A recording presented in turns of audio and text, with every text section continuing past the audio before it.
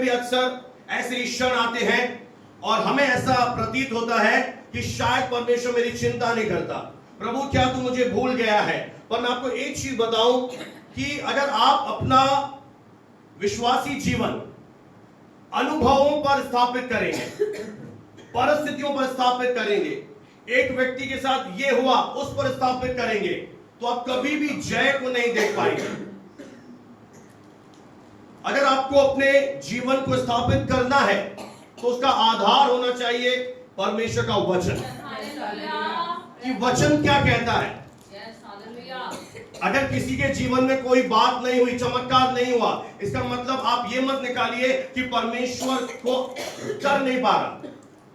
अरे ये 15 साल से प्रभु के पास आ रही है, प्रभु उसके जीवन में नहीं कर पाया, इसको मैं इतने सालों से देख रहा हूं, उसके जीवन में नहीं हो रहा, अरे इसके तो घर में एक मृत्यु हो गई। आप इन चीजों से उस परमेश्वर की सामर्थ का आकलन मत कीजिए।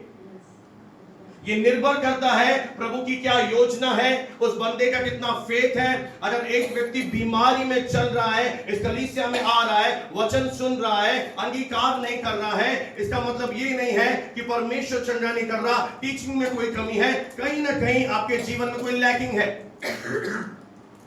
यहां पर देखिए, ये वचन हजारों साल पहले लिख दिए गए। परमेश्वर ने एक व्यक्ति को चुना और उसके अंदर अपनी आत्मा डाली, और जब उसके अंदर आत्मा डाली तो व्यक्ति अगर पैन चला रहा है तो पैन चल किसकी मर्जी से रही है? पवित्र आत्मा की मर्जी से। और वो क्या प्रकट कर रहा है? परमेश्वर का दिल। परमेश्वर सर्वज्ञानी है, वो सब कुछ जानता है। और यही बात केवल यशायाह नहीं बोल रहा, खुद जब स्वर्ग से परमेश्वर धरती पर मानव रूप लेकर आया, उसने खुद कहा कि तुम्हारा पिता तुम्हारे मांगने से पहले जानता है तुम्हारी आवश्यकताएं क्या है। उसने भी यही बात दोहराई जो यशायाह नबी कह रहा है कि तुम्हारा पिता तुम्हारे मांगने से पहले ही इस बात को बखूबी जानता है कि तुम्हारी नीड्स क्या है, तुम्हें किस चीज की जरूरत है, तुम्हें क्या चाहिए। और अगर वो जानता है तो वो देगा भी। आमीन। इसलिए मेरे प्रियो, प्रार्थना कुछ ऐसा नहीं है कि हम परमेश्वर को जाके सूचना दे रहे हैं, इन्फॉर्म कर रहे हैं। जैसे प्रभु लापता हो गया, कई लोग ऐसे प्रार्थना करते हैं और प्रेयर के उत्तर इसलिए नहीं आते, वो जाकर परमेश्वर को सारी सिचुएशन बताते हैं। अरे वो सर्वज्ञानी है, उसे पहले से पता है कि कल आपके साथ क्या बीती थी, आज क्या बीतेगी और परसों क्या गुजरेगी। तो अगर आप चाहते हैं आपकी प्रेयर के उत्तर आए तो आप उसे सूचना मत दीजिए, उसे बताइए मत प्रभु मेरे साथ क्या हुआ। उसे पता है, वो सब जानता है। इसलिए उस प्रार्थना का प्रभु उत्तर देते हैं जो हृदय से की जाती है, जो अंदर से प्रार्थना निकलती है हमारे। और प्रार्थना का जो मीनिंग है वो ये है, एक रिलेशनशिप को दर्शाती है। प्रार्थना एक रिश्ते को दिखाती है। अगर हमारा रिश्ता नहीं है तो हमारी जो प्रेयर्स होंगी वो केवल मांगने वाली प्रेयर्स होंगी। उन प्रेयर्स में परमेश्वर को किसी प्रकार से महिमा नहीं मिलेगी, क्योंकि अधिकतर लोग जब प्रेयर शुरू करते हैं वो अपनी डिमांड परमेश्वर को देते हैं, जो कि सरासर गलत है और पवित्र शास्त्र के अनुसार नहीं है। आप चाहे कितने भी दुख में क्यों ना हो, आप चाहे कितने भी तकलीफ में क्यों ना हो, प्रार्थना की शुरुआत हमेशा स्तुति धन्यवाद से होती है। और जब वो प्रेयर स्तुति के साथ परमेश्वर के पास जाती है, जब एक प्रार्थना हाथ उठाते हुए मुद्रा में जाती है, धन्यवाद के साथ कोई प्रार्थना प्रभु के पास जाती है। मैं आपको एक बाइबल से उदाहरण बताना चाहता हूं।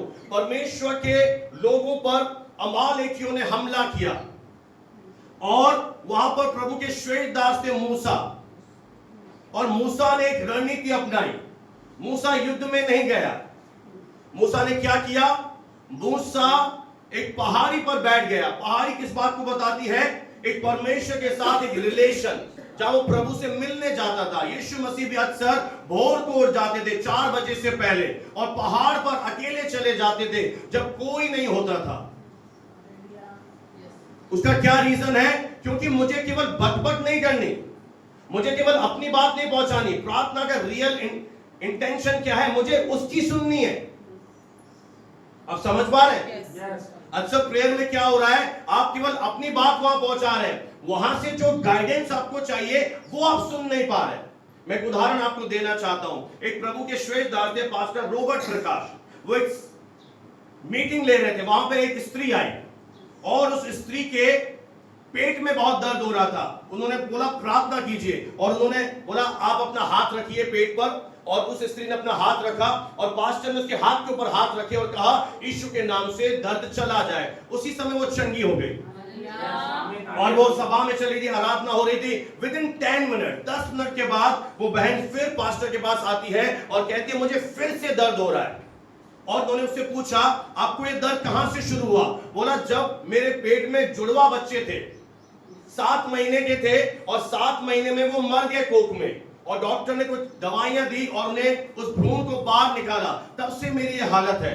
तो उन्होंने परमेश्वर से कहा पवित्र आत्मा मुझे बताइए कि ये स्त्री के अंदर पेट का दर्द क्यों हो रहा है। तो उन्होंने बताया प्रभु ने मुझे 3 सेकंड का दर्शन दिया। एक ब्लैक बोर्ड मेरी आंखों के सामने आया और किसी ने चौक लिया और उसने लिखा मृत्यु की आत्मा। वो समझ गए कि पवित्र आत्मा क्या कह रहा है, इस पेट दर्द के पीछे एक मृत्यु का आत्मा काम कर रहा है। कई बार हम क्या करते हैं, आप कहते हो प्रेयर कर दीजिए, परमेश्वर के सामने अपनी बात रखते हैं, पर किस वजह से प्रॉब्लम आ रही है, आप जब तक उस जड़ में नहीं जाएंगे, किस कारण से आप दुख में जा रहे हैं, उसका रियल रीजन क्या है। क्या आपका दुख परमेश्वर की ओर से है? क्या परमेश्वर आपको तैयार कर रहा है इसलिए है, या शैतान आपके जीवन में काम कर रहा है? ये जानना आपको जरूरी है। इसलिए प्रार्थना का मतलब ये नहीं है आपने अपनी बात रखी और आ गए। आपका प्रार्थना का रियल इंटेंशन क्या है, उसकी सुनना। अब आप कहते हो शब्द जरूरी नहीं है, उम्र लिखी हुई है। अगर शब्द जरूरी नहीं है तो पवित्र आत्मा ने क्यों ये शब्द दिए मृत्यु का आत्मा? वो पास्टर प्रेयर कर रहा था पेट का दर्द चला जाए, पर पेट का दर्द किस रीजन से था? उस बहन की कोख में मृत्यु का आत्मा आ गया था, और मृत्यु की आत्मा ने क्या किया, दोनों बच्चों को मार दिया। और जब पास्टर ने प्रार्थना करी तो पवित्र आत्मा की सामर्थ आई, और जब सामर्थ आई दुष्ट आत्मा छुप गई, निकली नहीं। कुछ गहरा है, समझ में आ रही है? मैं सोचता हूं इजी बताऊं पर होता ही नहीं है। समझ पा रहे हैं? आप कह रहे मेरे पेट में दर्द हो रहा है और पेट दर्द के लिए प्रेयर कर दी, अब चंगे भी हो जाते हैं, फिर वो पेट का दर्द हो रहा है, फिर आप चंगे हो गए, फिर दर्द हो रहा है। तो कई सारी बीमारियों में, कई सारे परिवारों में छुपी हुई आत्माएं हैं। और आपको क्या लग रहा है, मेरा बिजनेस तो टॉप पे जा रहा है, मेरी नौकरी टॉप पे जा रही है, मेरे जीवन में सब कुछ हो रहा है, ओहो मेरे पास तो प्रभु है। पर आप ये नहीं जान पा रहे कि शैतान के पास भी अधिकार है कि वो आपको इस संसार में धनवान बना दे, वो आपकी नौकरी लगा दे, वो आपको सब कुछ दे दे, और आप मुगालते में रहेंगे कि परमेश्वर मुझे दे रहा है, और आप उद्धार से वंचित रह जाएंगे। और इनके सिम्टम्स क्या होते हैं? जहां बहुत सारा धन है, जहां शादी हो गई, सब कुछ हो गई, कहीं ना कहीं बच्चों में रुकावट है, कहीं ना कहीं परिवार के अंदर बंधन है, कहीं ना कहीं आप देखेंगे मृत्यु वहां पर होती है, बीमारियां वहां पर लगातार, एक बीमारी जाती है दूसरी आती है, तीसरी जाती है, चौथी आती है, एक समस्या जाती नहीं दूसरी आ जाती है। ऐसे मेरा फ्रेंड था कानपुर लेदर वाला, मदार गेट अजमेर में, अनिल, उसके परिवार में श्राप थे। एक मृत्यु हुई, महीने में दूसरी मृत्यु, 3 महीने में तीसरी मृत्यु, लगातार मृत्यु होना, बीमारियां घरों से ना जाना, समस्या का बने रहना। और आपको यह लगता है कि हम प्रार्थना कर रहे हैं, आपकी प्रेयर जो मेन है, मैं आपको, पवित्र आत्मा मुझे शब्द दे रहा है, मैंने नोट्स नहीं बनाए इस बात के। पवित्र आत्मा एक बात कह रहा है, अगर तुम प्रार्थना करते हो और अपनी बोलकर आ जाते हो और आप संतुष्ट हो जाते हो, मैंने 2 घंटे प्रेयर करी, it's a waste of time, ये टाइम का बर्बादी हो। क्योंकि आपको ऐसा लगा मैंने 2 आवर्स प्रेयर करी, पर वो 2 आवर्स की प्रेयर से कोई फायदा नहीं मिला जब तक आपने सुना नहीं कि इस परिस्थिति में या परमेश्वर आपसे क्या चाह रहा है। तो अगर आप बाइबल को ध्यान से पढ़ेंगे, बाइबल एक प्रतिज्ञा दे रही है कि जो कुछ तुम मेरे नाम से मांगोगे वो मैं करूंगा कि पिता के द्वारा पुत्र को महिमा मिले। यहां पे एक प्रॉमिस हमारे जीवन में आ रहे हैं कि जो कुछ तुम मेरे नाम से मांगोगे, यानी जब आप प्रार्थना करें तो अगर आपने उद्धार पाया है तो आप पिता से प्रभु यीशु के नाम से प्रार्थना करें। कभी भी प्रभु यीशु मसीह से प्रार्थना मत करें, पिता से प्रार्थना करनी है, पर प्रभु यीशु मसीह के नाम से, कि जो कुछ तुम मेरे नाम से। क्यों प्रभु यीशु मसीह बोल रहा है? प्रभु यीशु मसीह कलीसिया को एक पावर ऑफ अटॉर्नी दे रहा है, एक विरासत दे रहा है। यानी हमारे पास एक ऐसी कुंजी आ गई, ऐसी चाबी आ गई कि जब भी हम पिता के पास जाएंगे हमारे पास एक अधिकार मिल गया है कि जब तुम जाओ तुम मेरे नाम से प्रार्थना करोगे और मेरा पिता तुम्हारी प्रार्थना सुनेगा। आमीन। यिर्मयाह 33:3 में प्रभु कहता है मुझसे प्रार्थना कर। यानी परमेश्वर का एक इनविटेशन है मनुष्यों के लिए, हमारे लिए, कि मुझसे प्रार्थना कर। मैं आपको एक चीज बताना चाहता हूं मेरे प्रियो, कि स्वर्ग में आपको कोई अधिकार इस्तेमाल नहीं करने। जो हमें लड़ाई लड़नी है इस धरती पर लड़नी है। यहां पर अंधकार की ताकतें हैं जो आपको बीमार करती हैं, जो आपको हताश करती हैं, जो आपको उद्धार पाने से रोक रही हैं, जो आपको शरीर पर मन लगाने के लिए प्रेरणा दे रही हैं। इसीलिए आपको फाइट लड़नी है। और प्रभु कह रहा है मुझसे प्रार्थना कर और मैं तेरी सुनकर तुझे ऐसी बातें बताऊंगा जिन्हें तू नहीं समझ रहा। कई सारी चीजें हम नहीं समझ पाते और हम ऊपर से उनसे निपटने की कोशिश करते हैं, पर अंदर कुछ इंपॉर्टेंट रीजन होता है। और जब आप प्रेयर करेंगे और प्रभु की सुनेंगे, वो आपको ऐसी बातें बताएगा प्रार्थना में जिन्हें आप कभी नहीं समझ पाएंगे। हालेलुया, परमेश्वर को महिमा मिले। वचन 91:15 में लिखा है जब वह मुझको पुकारे तब मैं उसकी सुनूंगा। आमीन। तो हंस दीजिए। ये कोई दुख की खबरी है जो आप ऐसे बैठे हैं?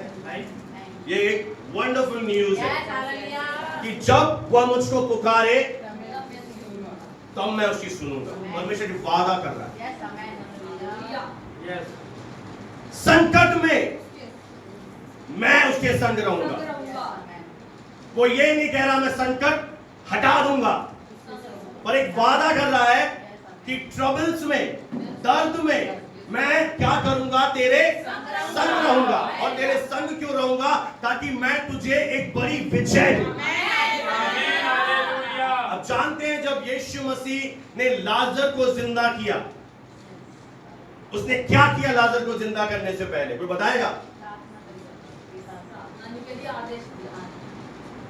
उसने क्या किया? उसने कुछ लोगों से कहा पत्थर को हटाओ। क्यों बोला पत्थर को हटाओ? यीशु ने हटा सकते थे। इसका पता क्या मतलब है?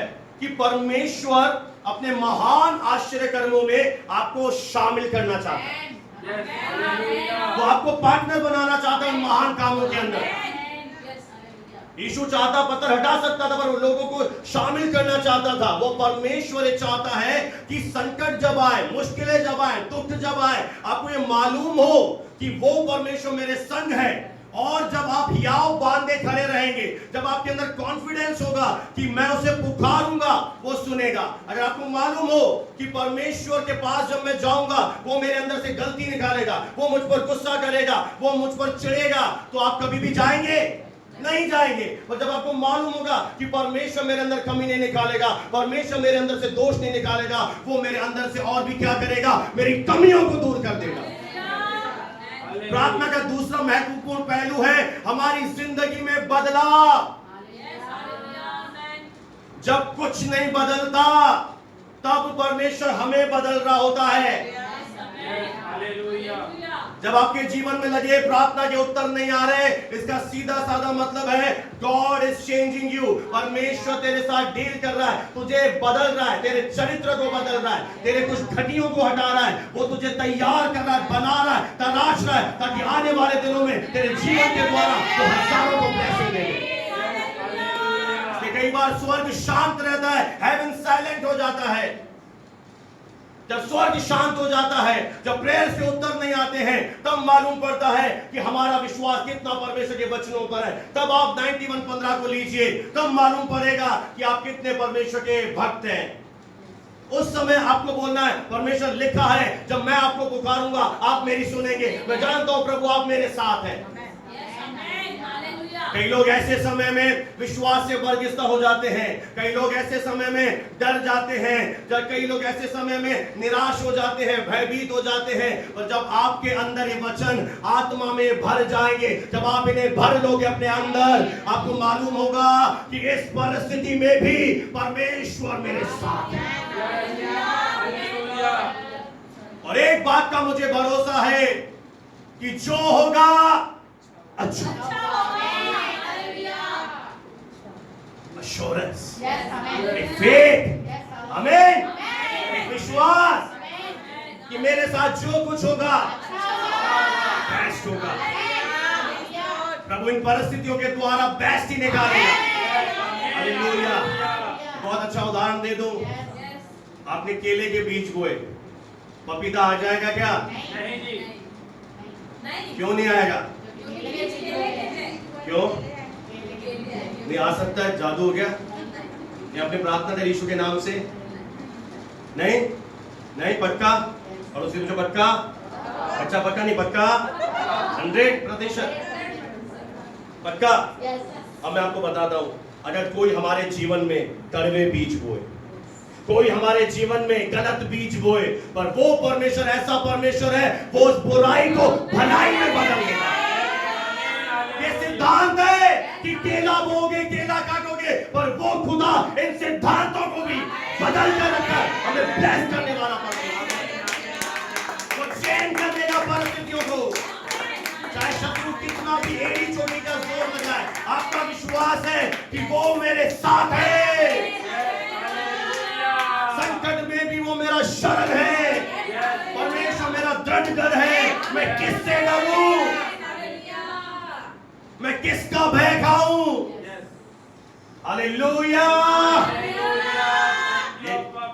महान प्रतिज्ञा ले लीजिए, और वो कहता है मैं उसको बचाकर उसकी महिमा बढ़ाऊंगा। अब उसने कह दिया कि वो मुझे बचाकर क्या करेगा, मेरे जीवन से क्या करेगा। अगर इसमें 1000 लोग नहीं आए तो होगी क्या महिमा? पर वो सोच कर बैठा है, ठान कर बैठा है। और कई लोगों के दिल घबरा रहे हैं, अब क्या होगा, कल क्या होगा, वो खत्म हो गया, ये हो गया। जितना, एक बात सीख लेना, जितना प्रभु तुझे नीचे ले जाएगा, जितना आप नींव गहरी खोदोगे, उतना आपके पास चांसेस हैं आपकी बिल्डिंग ऊंची जाएगी। कई लोगों को लगता है अरे मूर्ख है, इतनी नींव गहरी क्यों खोद रहा है, 1 महीना बर्बाद हो गया। वो बर्बादी नहीं है, वो रियल में तैयारी है कि मुझे मालूम है मेरा दर्शन, मुझे 10 माले की बिल्डिंग बनानी है, मुझे बुर्ज खलीफा बनाना है, मुझे बड़ी इमारत बनानी है। इसलिए कई लोग कहेंगे you are wasting your time. Time waste नहीं है। बुद्धिमान लोग क्या करेंगे, और गहरे में ले जा, और गहरे में ले जा, और गहरे में ले जा। कि उसी तरह हमारा परमेश्वर हमें और नीचे ले जाता है, और हमें नीचे ले जाता है। इसका एक साइन है, जितना नीचे जाओगे उतना ऊंचा जाओगे। एक सिद्धांत है, प्रिंसिपल सीख लो आप। इसलिए जब हम नीचे जा रहे हैं आप खुश हो जाओ। आप तो होते ही नहीं है भाई कि परमेश्वर मेरे साथ कुछ अद्भुत करने वाला है। अभी 7 में भी लिखा है। ऐसे इतने वचन में दे सकता हूँ, टाइम खत्म हो जाएगा। मांगो तो तुम्हें दिया जाएगा, ढूंढो तो तुम पाओगे, खटखटाओ तुम खोला जाएगा। इतने वचन प्रभु ने प्रेयर में कहे हैं कि आपकी उम्र खत्म हो जाएगी, आप उन्हें बोल नहीं पाओगे। हजारों वचन है प्रार्थना पर, और प्रभु हमसे कह रहा है He is inviting us. Hallelujah. हमारी प्रॉब्लम, हमें तो लोगों से बात करनी है जी, हमें तो प्रभु से ज्यादा। देखिए, जब तक आपके अंदर एक सेल्फिशनेस रहेगा प्रेयर के लिए, आप परमेश्वर से वो नहीं ले पाएंगे। परमेश्वर आपको वो पर्पस नहीं दे पाएगा जीवन का, क्योंकि परमेश्वर ये जान जाएगा कि बंदा मुझसे प्रेम नहीं करता, इसे मेरे से कुछ चाहिए। वो आपको दे जरूर देगा अपने प्रेम में, और आप ले भी लेंगे, आप खुश भी हो जाएंगे। पर पता है, लॉन्ग रन में जब आप देखेंगे एटर्निटी में, तो आप हारे हुए खिलाड़ी हैं। आप यहां पर ले लेंगे प्रेयर के द्वारा, क्योंकि क्या है, परमेश्वर के दासों का एक रिश्ता है हमारा खुदा के साथ, और आप हमारे पास आएंगे प्रेयर के लिए, हम आपके लिए प्रेयर भी कर देंगे और आपके जीवन में काम भी हो जाएंगे। पर लॉन्ग रन में आप लॉस में चले जाएंगे, क्योंकि आपको एटर्निटी में कुछ नहीं मिलेगा। आपने किसी के विश्वास से कुछ लिया था, आपका एक लक्ष्य था परमेश्वर से कुछ चीजों का प्राप्त करने का, पर जिस दिन आप प्रेयर का रियल मीनिंग समझ जाएंगे कि प्रेयर एक समर्पण है, प्रेयर एक रिलेशन से पैदा होती है। प्रेयर केवल मांगना नहीं है, प्रेयर का मतलब है उससे बातें करना, उसके दिल की सुनना।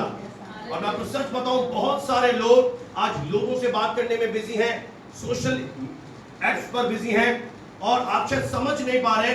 और बाइबल में भी लिखा है, शैतान ने आंखों को अंधा कर दिया है। अगर आपको मालूम पड़े कि ये जो आपका सेल फोन है, ये आईफोन है, ये आपके हाथ में कब तक है?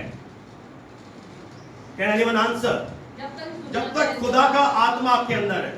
जिस दिन उसने अपना आत्मा ले लिया, आपका यूं छूट जाएगा ये सेल फोन, आप धड़ाम से नीचे गिर जाएंगे, आप एक कदम चल भी नहीं पाएंगे।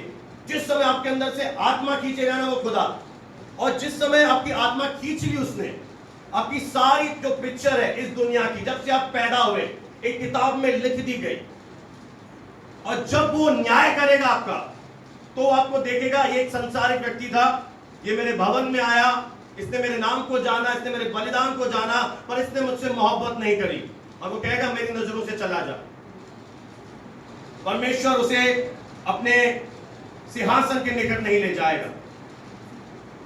पर अगर एक ऐसा व्यक्ति है जिसे अपनी चीजों के लिए कोई दिक्कत नहीं है, उसके 10 काम पेंडिंग हो रहे, कोई दिक्कत नहीं है, वो परमेश्वर के पास जा रहा है। क्यों? क्योंकि उसे उसके दिल का हाल मालूम करना है, उसे उससे मोहब्बत है। वो कहता है गुड मॉर्निंग होली स्पिरिट, पवित्र आत्मा सुप्रभात, पवित्र आत्मा मैं आपसे प्रेम करता हूं, पवित्र आत्मा मैं आपके हृदय को जानना चाहता हूं, पवित्र आत्मा मुझे ताकत दे कि मेरा ध्यान तेरी ओर लग जाए। अब उसकी प्रेयर का देखो बिल्कुल अलग है। ये एक आत्मिक बंदा है जो प्रेयर कहां से शुरू कर रहा है, उसे मालूम है कि परमेश्वर भी एक पर्सनैलिटी, एक व्यक्तित्व है, उसके लिए वह आया है। वह जब आएगा, ही शब्द आया, ही यानी वो इंसान है, वो जीवित है, उसके अंदर भी फीलिंग्स हैं। और जब आप उसे इग्नोर कर देते हो अपने जीवन से, वो अपनी भलाई में इतना भला है कि वो कहता है कि वो दुष्टों पर भी मेहर बरसाता है, धर्मियों पर भी। यानी अगर वो दुष्ट उससे प्रेयर नहीं कर रहे हैं, वो बारिश बंद नहीं करेगा, आपको उत्तम उत्तम चीजें देगा, आपको बेस्ट से बेस्ट भी दे देगा। पर आपका जीवन क्या बताएगा कि you don't love your God, आप परमेश्वर से प्रेम नहीं करते। पर एक ऐसा व्यक्ति है जो स्पिरिचुअल है, आत्मिक है, उसे मालूम है कि ये सब दुनियावी चीजें हैं यार, ये तो कूड़ा करकट है, हो सकता है आपके लिए सोना चांदी है, पर रियल में कूड़ा है ये, इसकी कोई वैल्यू नहीं है। सोना चाहे जितना भी लाखों का हो जाए, एक दिन सोना नाश हो जाएगा, चांदी चाहे जितनी भी वैल्यू जाए वो नाश हो जाएगी, पर एक चीज हमेशा रहेगी, खुदा का कलाम। और हमें ये मालूम है कि मेरी प्रार्थना की शुरुआत कहां से होगी। मेरी प्रार्थना की शुरुआत होगी, आप किसी से मिलते हैं। हाउ, आप कैसे मिलते हैं बताइए? हेलो, हाय, नमस्ते, और बता कैसा है, वाई, उसके विषय में जानते हैं। तो परमेश्वर भी चाहता है कि जब उसके बेटे बेटी उसके पास आए, डिमांड लेकर नहीं आए, मेरे से मिलने, मुझे ग्रीट करें, गुड मॉर्निंग बोले, यानी हम हर समय सचेत रहे। मैं आपको एक बहुत इंटरेस्टिंग बात बताऊं, सुनना चाहते हैं?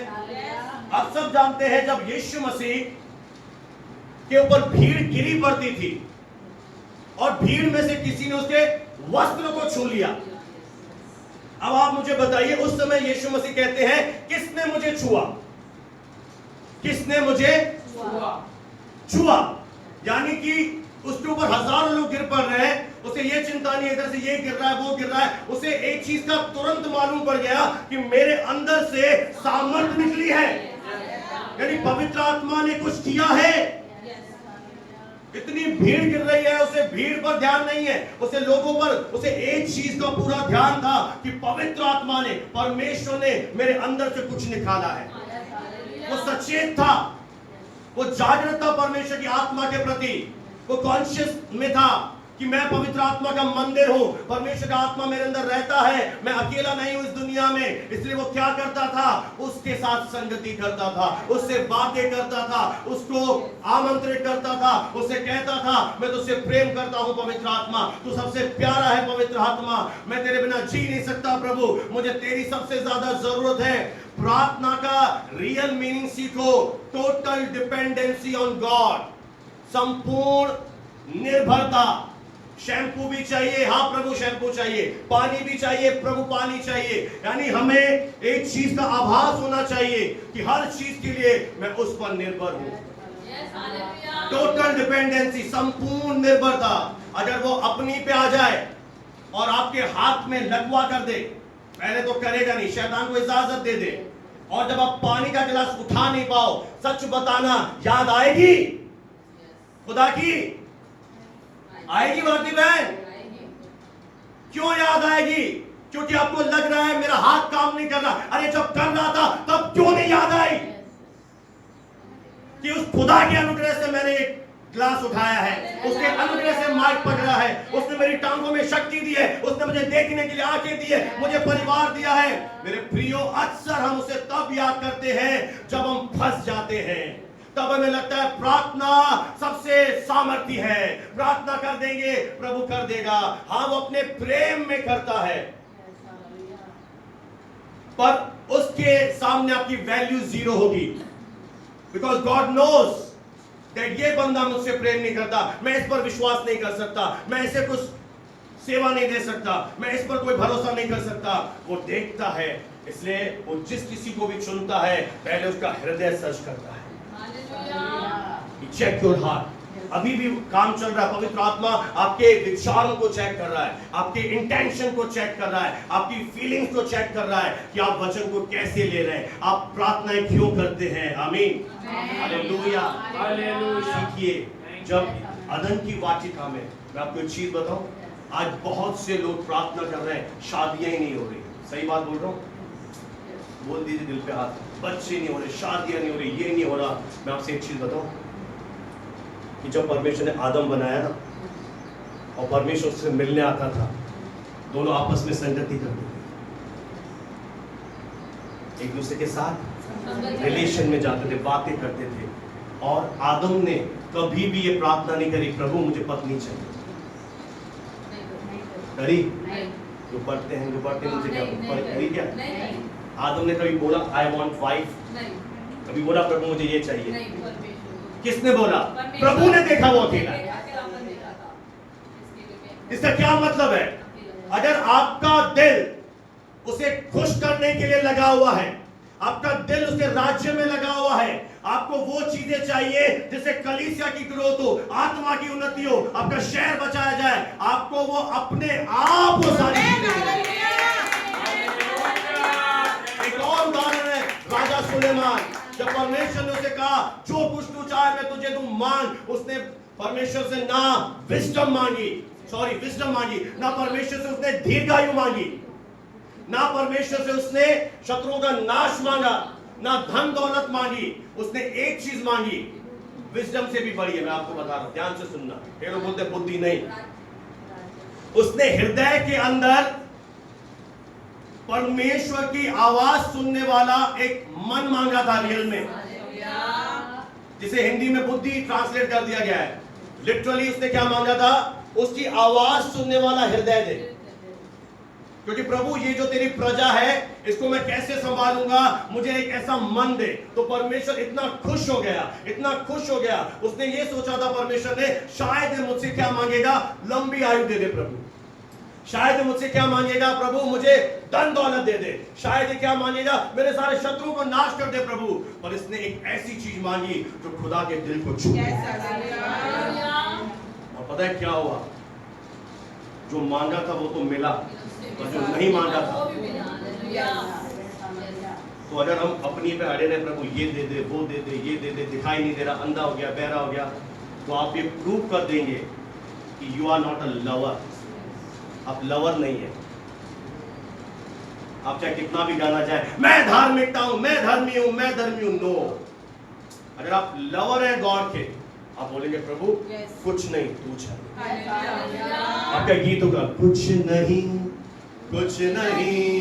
चाहिए खुदा, बस तू ही दो चाहिए खुदा। एक ऐसे प्रभु के दास थे जो प्रभु से अपने लिए कुछ नहीं मांगते थे। एक दिन प्रभु उनके पास आते हैं और कहते हैं, बेटा तुझे क्या चाहिए बोलना। बोला, पापा मुझे कुछ नहीं चाहिए, आपने बिना मांगे मुझे सब कुछ दे दिया। परमेश्वर आके पूछ रहा है, अरे लेना कुछ, क्या चाहिए बेटा तुझे, कुछ बोल। बोला, पापा तुमने सब कुछ दे दिया। अरे उससे प्रेम करो ना, ये सारी चीजें हमारे पीछे आ जाएंगी। तो खुद आके पूछेगा, उसे खुद लगेगा कि मेरे बेटे के पास यही नहीं है, वो नहीं है, वो खुद बोलेगा हाँ मैं तुझे दूंगा ना। Hallelujah, hallelujah. अब चाहते हो आपका कद खुदा के सामने बढ़े, स्वार्थी मन से बाहर आ जाओ। किससे बाहर आ जाए आज? ये चाहिए, वो चाहिए, ये चाहिए नहीं। प्रभु मुझे तेरा राज्य बता दे। मेरी पहली प्रेयर रिक्वेस्ट है, मुझे शहर की आत्माएं उद्धार पाते हुए देखनी है, मुझे तेरे राज्य को बढ़ते हुए देखना है। हालेलुया। अब मैं आपको बताऊंगा why the prayers are not answered, प्रार्थना के उत्तर क्यों नहीं आते। बहुत से रीजन है, कुछ मैं आपको बताता हूँ। पहला, सबसे पहला जो आपके जीवन में भी शायद है, जो इंसान परमेश्वर के वचन को, व्यवस्था को सुनने से अपने कान मोड़ लेता है, यानी वो अनिच्छा से सुनता है, दिल से नहीं सुनता, कानों को हटा देता है, बाइबल का परमेश्वर कहता है उसकी प्रार्थना घृणित ठहरती है, बदबू आती है उसकी प्रेयर से। अगर तुम वचन नहीं सुनते, खुदा तुम्हारी प्रार्थना भी नहीं सुनेगा। सुलेमान बादशाह ने बात नीति वचन में कही है, जो इंसान मुंह मोड़ लेगा वचन से। अब मैं आपको कल की एक इंसिडेंट बताऊं, शर्म आती है ऐसी बातें फुटपीट से बताते हुए भी। एक इंसान की लालच की एक हद हो गई है, पता है, एक इंटेंस लालच आ गई है। कल एक बहन आई, उसकी मां बुजुर्ग है, और मैंने जब प्रार्थना करी, परमेश्वर ने उसे हील कर दिया।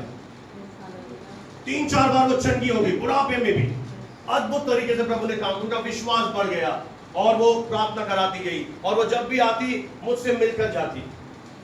और उन्होंने तेल मेरे सामने रखा और बोला, भैया प्रार्थना कर दीजिए। मैंने 2-3 बार प्रेयर करी।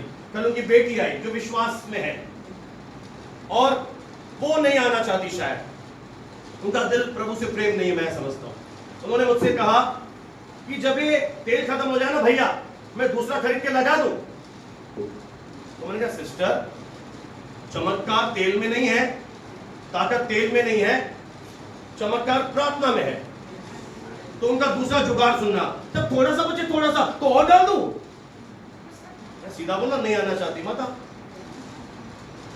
एक लालच की हद देखिए कि ईश्वर से कुछ पाने की इतनी लालच है कि दोबारा जब तेल की शीशी खत्म हो जाए तो आ जाना भवन में।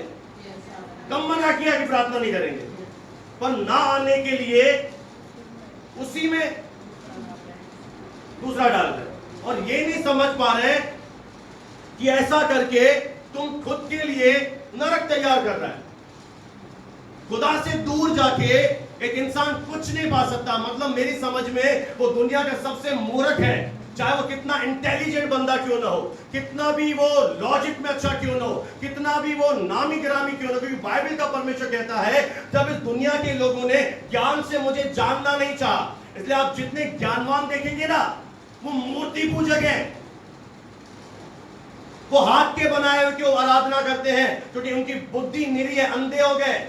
खच्चर के समान घास खा रहे हैं वो, क्योंकि जो ज्ञानवान है, जो बुद्धिमान है संसार के, वो ईश्वर को जान नहीं पाए। तो परमेश्वर को अच्छा लगा कि इस प्रचार की मूर्खता के द्वारा, यानी इस वचन के सुने जाने के द्वारा जो विश्वास करे मैं उसे उद्धार दूं। इसलिए उसने जगत के मूर्खों को चुना है, हम जैसों को चुना है। उसने मुझे क्यों चुना? मुझे तो बोलना भी नहीं आता, क्योंकि मुझे एक बात का मालूम है, जिंदगी भर रहेगा कि मैं उसके अनुग्रह से खड़ा हूं। मैं एक शब्द नहीं बोल सकता। मुझे आज भी कोई बोले प्रार्थना कर दो, मेरा दिल धक धक करता है। मैं प्रभु तो प्रभु मेरी प्रार्थना करवाना। मैं निर्भर हूं। अगर आप स्वयं से भरपूर हो, टैलेंट पर विश्वास है। एक प्रभु की दासी की मैंने गवाही सुनी, कैथरीन कूलमैन। अगर आप उसे देख लोगे, बोले कैसी बंदी है, इतनी लंबी, गाल में से हड्डियां निकली हुई, और उसके पास दुनिया के अनुसार कोई टैलेंट नहीं था। और जब परमेश्वर में आई, ना उसे आराधना कराना आती थी, ना उसे प्रचार करना आता था। वो एक चीज पर निर्भर थी, पवित्र आत्मा की उपस्थिति। वो एक चीज से प्रेम करती थी, परमेश्वर का वचन और पवित्र आत्मा की प्रेजेंस। पता है उस बंदी के जीवन को प्रभु ने कैसा उठाया? जब वो एक जगह प्रचार करने जा रही थी और वो बैक डोर से जाती थी, पीछे के दरवाजे से, बाहर से आ जाए, उसकी मीटिंग में 7-7 घंटे पहले भीड़ खड़ी रहती थी, 7 आवर। और वो भी जब बर्फ गिरा करती थी अमेरिका में, जब लोग कंबल से निकल नहीं पाते थे, लोग खड़े रहते थे इस कैटरिंग बहन की मीटिंग में जाने के लिए। और एक बार वो होटल के पीछे दरवाजे से आई जहां पे खाना बनता था, और जब वो वहां से निकल रही थी, जितने रसोई वाले थे, खाना बनाने वाले थे, जैसे वो निकली, वो घुटनों पर आ गए और पश्चाताप करने लगे और वो रोने लगे, प्रभु मैं पापी हूं, मुझ पर दया कर। उसने एक शब्द प्रचार नहीं किया और लोग घुटनों पर आ गए। एक बार वो एक रास्ते से जा रही थी, एक बहन व्हील चेयर पर बैठी थी, और ऐसा बताया जाता पवित्र आत्मा की सामर्थ इतनी थी क्योंकि गुजरते ही वो व्हील चेयर से खड़ी हो गई। मेरे प्रियो, जब आप ये निर्णय लोगे कि मैं अपना टाइम परमेश्वर के साथ स्पेंड करूंगा, मैं वचन से प्रेम करूंगा, मैं आत्मा से प्रेम करूंगा, तो आपको प्रभु ऐसा बना देगा, आप सोच भी नहीं सकते। ये बातें मैं आपसे इसलिए शेयर कर रहा हूं, क्या पता आप मेरे से आगे निकल जाओ, मुझे डर नहीं है। और कोई ऐसा बैठा है जो इस वचन को ले ले, आप मेरे से आगे जा सकते हैं। तो प्रभु किसी का पक्षपात नहीं करता। अगर आपके अंदर जज्बा है, आप ईश्वर से प्रेम करते हैं, आप अपना टाइम उसे देंगे, आप क्रीम टाइम देंगे, आप मैले चितड़े। सिंधी बैठे यहाँ पे सेल फुल का कब खाते हैं भाई? जब रात की रोटी उसे बचा कुचा मत दो। सुबह 9 बजे उठे, बिस्तर पर मैले चितड़े मत। प्रार्थना एक बलिदान भी है। इसलिए बहुत से लोग प्रार्थनाओं से घबराते हैं। जब प्रेयर मीटिंग होती है ना, आते ही नहीं, उन्हें डर लगता है, 2 घंटे बैठ ही नहीं सकते, उन्हें पता नहीं अंदर क्या होता है। जल्दी खत्म हो, जल्दी खत्म हो, जल्दी खत्म हो। मेरे लिए कुछ खबरें तेरे लिए, स्वर्ग कैसे जाएगा बाबू?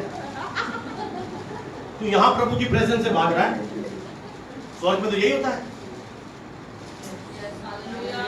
कई लोग बोलते हैं परमेश्वर के दास ने लंबी प्रार्थना करी, चुप ही नहीं होते, बोलते ही जाते हैं, क्या करें?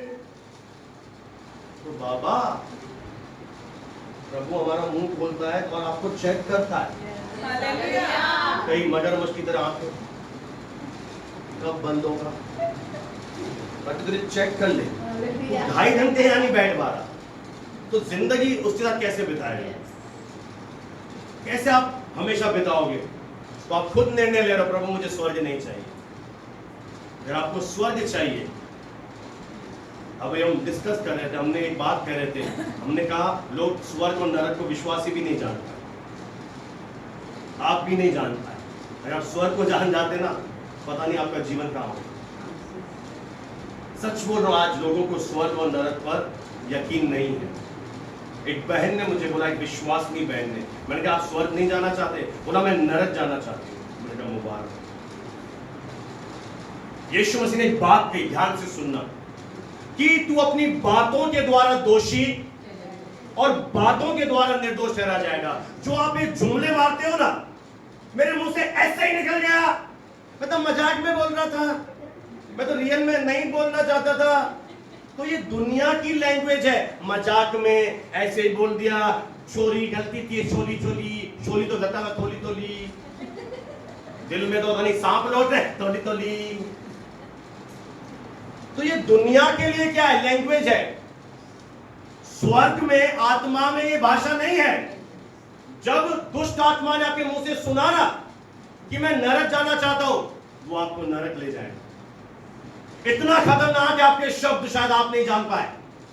जब आपने बोला ना मैं बीमार हूं, वो आपको बीमार बना के रहेगा। आपने बोला ना कमजोर हूं, वो आपको कमजोर बना के रहेगा। और जब आप बोलोगे प्रभु मेरे जीवन में ऐसा क्यों हुआ, तो परमेश्वर सिंहासन से एक शब्द बोलेगा, बेटा तूने चुना, तूने अपने मुंह से बोला था कि मैं नरक जाऊंगा। इसलिए आप मजाक में भी ये शब्द मत बोलो मैं नरक चला जाऊंगा। ये आपकी जिंदगी को मत मार देगा। आपने क्या कर दिया? जाने अनजाने में दुष्ट आत्माओं को एक अधिकार दे दिया, ऑथोरिटी दे दी। आ मुझे मार, बोलते ना बैल पूंछ से नहीं सिंगड़े से मार, मार, मैं मार खाना चाहता हूं। ये वो वाले काम है मूर्खों जैसे। एक देखा था मैंने, एक भाई था, वो पेड़ काट रहा था और बहरा था, और पेड़ काट रहा था। वो वहां से बोल रहा था सुनाई नहीं देता। अरे सुनाई नहीं देता, दिखाई दे रहा, तू उधर ही बैठा पागल। जो डाल दो, ऐसे ही कई लोग हैं तो अपने बातों से दोषी और निर्दोष। इन्हीं बातों के कारण आप न्याय के सिंहासन के सामने खड़े होंगे। और अगर आपने उतावली में कुछ बोल दिया, मेरी मर जाओ, जिंदगी से परेशान हो जाओ, मजा नहीं आ रहा, आपने इनडायरेक्टली दुष्ट आत्मा को अधिकार दे दिया। अब चाह कर भी परमेश्वर आपके जीवन में कुछ नहीं बदल पाएगा। इसलिए जो मेरा पॉइंट है दूसरा, कि प्रार्थनाओं के उत्तर क्यों नहीं आते, उसका मेन रीजन है, बाइबल में परमेश्वर ने कहा जो कुछ तुम प्रार्थना में विश्वास से मांगो, प्रतीति कर लो, मिल गया और तुम्हारे लिए हो जाएगा। यहां पर सब फेल है, मैं बताऊं, लिटरली 99% फेल हो रहे हैं यहां पर। क्योंकि प्रभु ने एक कंडीशन बोली प्रार्थना के उत्तर की, कि जो कुछ तू प्रार्थना में मांगे प्रतीति कर ले, मिल गया। और यहीं पर लोग मार खा जाते हैं। जैसे ही वो प्रार्थना तो करते हैं, प्रतीति भी करते हैं, पर प्रार्थना से उठते ही उनकी प्रतीति, उनका विश्वास धराशायी हो जाता है। जब उन्हें वो चीज दिखाई नहीं देती, वो विश्वास में कमजोर हो जाते हैं, वो विश्वास से भटक जाते हैं। उन्हें लगता है परमेश्वर देना नहीं चाहता। यशायाह 65:24 अपने दिल पर लिख दो, मांगने से पहले दूंगा। आपको लगता है मिलेगा नहीं, तो बाइबल का परमेश्वर सिद्धांत दे रहा है, प्रार्थना करते ही प्रतीति कर लो, यानी एक विश्वास आपके अंदर आ जाए कि जो मैंने मांगा है, अगर वो वचन के अनुसार है, मुझे मिल गया है। I have received it. मैंने उसे देखा नहीं, बट आई हैव रिसीव्ड। मैंने कहा रिसीव किया? अपनी आत्मा में, अपनी कोख में। इसलिए प्रभु ने बहनों को कोख नहीं दी। भाइयों, आपके पास भी कोख है, हमारे पास एक कोख है, हम उसमें रिसीव कर ले। और फिर जब कुछ महीने के बाद दिखाई नहीं देता, लोग फिर से परमेश्वर के आगे गिड़गिड़ाते हैं, प्रभु तू देना नहीं चाहता, प्रभु ऐसा क्यों हो रहा है। जबकि हम इस बात में फेल है। मैं फिर से हाईलाइट करूं, अधिकतर विश्वासी इस बात में फेल है। दे डोंट, वो प्रतीति नहीं कर पाते। अगर हम प्रतीति कर लेना, तो आपकी नेक्स्ट प्रेयर पता है कैसी होगी? प्रभु आपका धन्यवाद, जो मैंने कल मांगा था आपने मुझे दे दिया।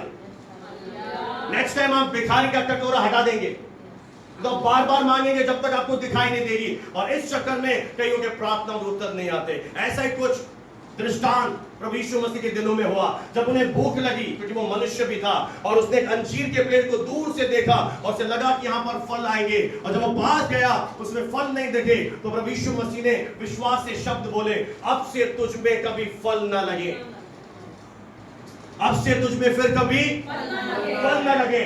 और क्या हुआ? चेले वहां से जा रहे थे और दूसरे दिन वो वहां से लौटे। यानी जब यीशु ने वो शब्द कहे, तब तक कुछ भी नहीं हुआ।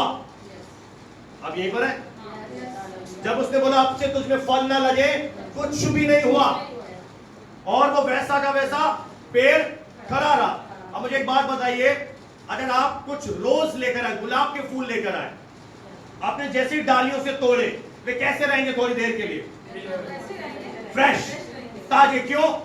वो तो जड़ से काट दिए गए, पर थोड़े समय के लिए फिर भी वो फ्रेश रहेंगे, पर थोड़े समय के बाद, थोड़े दिनों के बाद क्या आ जाएगा? वो मुरझा जाएंगे। तो उसी तरह जब हम प्रार्थना करते हैं तो वो जड़ें हिलती है, बीमारियां डरती है, परिस्थितियां कांपती है, पर हमें दिखाई नहीं देता और हम अपना स्टेटमेंट बदल देते हैं। किसी से तो बात कर रहा है? अब ये भी बोल दो नहीं, बात ही नहीं कर रहा। अच्छी बात बोली गया। हमें दिखाई नहीं देता और हमारा स्टेटमेंट कुछ भी नहीं हो रहा जी, प्रभु सुनता नहीं है, चलो फिर से प्रार्थना करो। अरे बह रहा है क्या?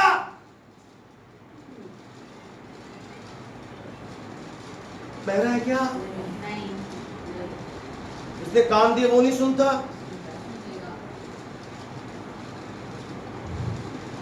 बोलिए, हमें क्या करना है?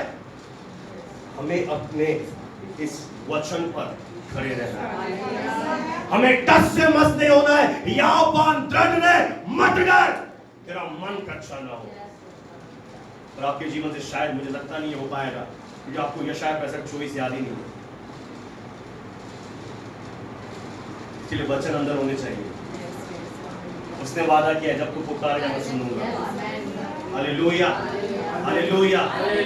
जब थोड़ी देर के बाद कुछ नहीं हुआ, यीशु ने स्टेटमेंट नहीं बदला, पर जब वो वापस दूसरे दिन आए तो चेलों को वो बात याद आई, पतरस को, और बोला, प्रभु जिसे तूने श्राप दिया था वो पेड़ देख जड़ समेत सूख गया। मैं आपको एक बात बताना चाहता हूं, आपकी चाहे बीमारी की जड़ हो, निराशा की जड़ हो, बांझपन की जड़ हो, आपकी कोई भी समस्या की जड़ हो, अगर आपने विश्वास से खड़े होकर यीशु के नाम से घोषणा कर दी है, अब वो अंदर ही अंदर जड़ें कमजोर पड़ना शुरू हो गई है।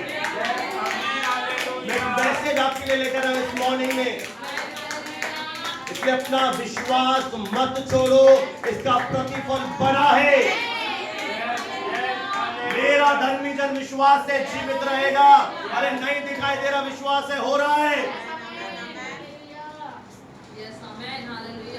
हाँ, लोग दुष्ट तेरा ठट्ठा उड़ाएंगे, उड़ाने दे, दुष्टि का भी नंबर आएगा, पर धर्मी विश्वास से जीवित रहेंगे। धर्मी प्रार्थना करता रहेगा, धर्मी उसे पुकारता रहेगा। बाइबल का परमेश्वर कहता है, धर्मी चाहे 7 बार गिर भी जाए तो भी वो गिरा नहीं रहेगा, खुदा उसे उठाकर। धर्मी परमेश्वर संभाल, और होना धर्मी चाहिए, होना धर्मी चाहिए। गलत मतलब मन निकालना, आप दुष्ट हो तो नहीं होगा, आपको विश्वास होना चाहिए। इसलिए आप ये विश्वास कीजिए। मैं एक और गहरी बात बोलूं, इजाजत है? बोलूं? जैसे ही हम इस धरती पर प्रेयर करते हैं प्रभु यीशु मसीह के नाम में, बाय फेथ, आत्मिक जगत भी है, क्योंकि बाइबल कहती है दृश्य या अदृश्य, संसार, सिंहासन, प्रभुता सब परमेश्वर ने बनाए। एक दृश्य जगत है जिसमें आप और हम रहते हैं, ऐसा एक अदृश्य जगत है जिसमें आत्माएं रहती हैं, दुष्ट आत्माएं और परमेश्वर का आत्मा। उस जगत का एक सिद्धांत है, सुन लेना, कि जैसे एक विश्वासी यहां पर यीशु के नाम से कुछ घोषणा करेगा, जैसे मान लो उसने घोषणा करी यीशु के नाम से बीमारी चली जा, कर्ज के बंधन टूट जाए, तो वो जो शब्द होते हैं वो उस जगत में स्थापित हो जाते हैं। आ रहा समझ? जैसे आपने आज्ञा दिया, क्योंकि हम कौन है? हम राजाओं के राजा के बच्चे हैं। हमें प्रभु ने कहा है, जो तू कहेगा इस पहाड़ से उखड़ जा, समुद्र में जाकर गिर जाएगा। ये यीशु ने हमें आज्ञा दी, किसी मनुष्य ने हमें नहीं दिया। परमेश्वर का पुत्र स्वर्ग से आके हमें बता रहा है कि परमेश्वर का विश्वास ले लो, यदि तुम इस पहाड़ से कहोगे उखड़ जा, उखड़ के समुद्र में गिर जाएगा। और चीजें सबसे पहले आत्मिक जगत में होती हैं, वहां से यहां पे वास्तविकता में आती हैं। फिर से बोल दो, सबसे पहले चीजें उस जगत में जन्म लेती है, उसके बाद इस जगत में जन्म लेती है। जो हमने शब्द बोले, अगर प्रभु आपकी अंदर की आंखें खोल दे तो आपको दिखाई देगा कि वो शब्द पूरे हो चुके हैं। इसीलिए परमेश्वर ने अब्राहम से कहा, मैं तुझे जातियों का पिता बना दिया। हमारा समझ में, क्योंकि प्रभु की नजरों में उस जगत में अब्राहम जातियों का पिता बन गया था। अब अब्राहम को क्या करना था? इस दुनिया में विश्वास करना था, चाहे वो 100 साल का हो जाए, सारा की कोख की दशा मरी हुई हो, वो डबल बांझ थी। जब वो बच्चा पैदा कर सकती थी, उस समय भी बांझ थी, एज निकल गई, डबल बांझ औरत थी वो। पर परमेश्वर ने अब्राहम के लिए अदृश्य जगत में जातियों का पिता बना दिया था। यानी जब परमेश्वर उसे देख रहा था, उसे जातियों का पिता देख रहा था। आज स्वर्ग से हमारा पिता हमें आशीषित देख रहा है। अगर कोई कमी घटी में परमेश्वर आपको बहुतायत में देख रहा है। अब बात में परमेश्वर आपको बच्चों की माता के रूप में देख रहा है। क्योंकि अगर हमने प्रेयर करी है, हमने घोषणा करी है, वो हो चुकी है। बस थोड़ा सा समय बाकी है जब हमारी प्रार्थना को उत्तर दुनिया में कलीसिया में छोड़ना ना धमाके होंगे, बीमार व्हीलचेयर के रोगी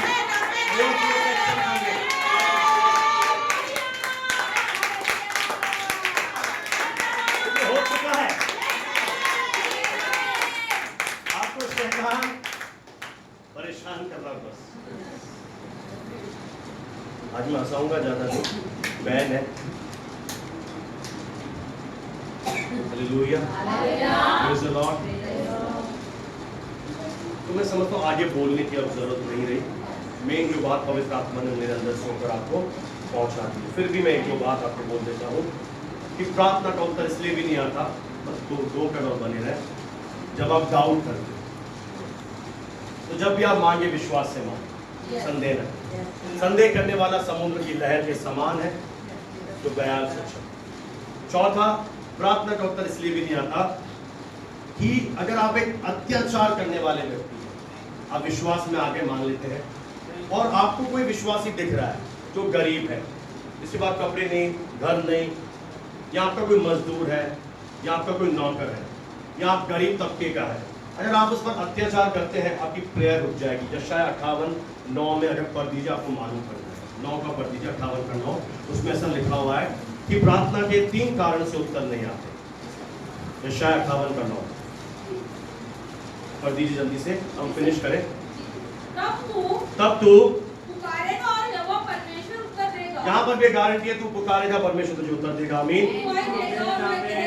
हाँ, मैं यहाँ हूँ। देख, यदि तू अंधेर करना। पहला बात, अगर हम विश्वासी हैं तो हम केवल मुंह से धर्मी ना बने, जीवन से दिखे। कोई गरीब तबके का मजदूर आपसे कम गरीब है, अकीर है, उसका मजाक मत उड़ाना। एक ऐसा ही घटना हुआ हमारे अजमेर की कलीसिया में। जब वो आप ऊपर जाएंगे ना भवन में, तो सीढ़ियों पर एक भाई चढ़ रहे थे, गलती से उनका पाँव स्लिप हो गया। तो किसी ने कहा, तूने कौन सा पाप कर दिया भाई, प्रभु ने तुझे गिरा दिया सीढ़ियों से। ऐसी बेहूदगी की बातें कलीसिया में मत। एक और चीज से सिखाता हूँ। एक सेवक था जिसका खतरनाक दुर्घटना हुई और वो दुर्घटना से बहुत चोटिल हुआ। कुछ कलीसिया के विश्वासी लीडर्स गए और उन्होंने पूछा, तूने क्या कर दिया जो प्रभु ने तेरा इतना खतरनाक एक्सीडेंट करवा दिया? मैं आपको लिख के दे दूं, परमेश्वर बीमारी नहीं भेजते, परमेश्वर एक्सीडेंट नहीं कराते।